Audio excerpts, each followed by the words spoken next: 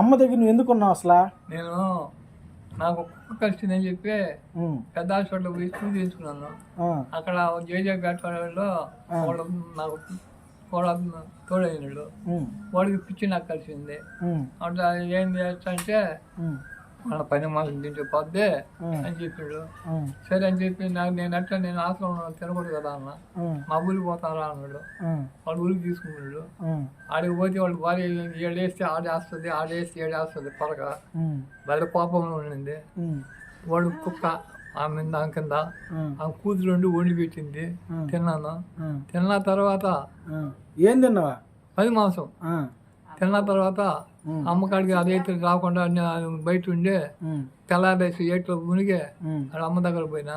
దొంగనా బట్ట తిన్నాడు అని అడిగింది. ఏమో తెలియకి తిన్నానమ్మన్నా.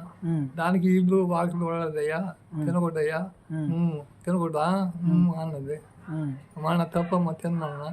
అది మునుకొని తినకుండా ముగించుకున్నాను.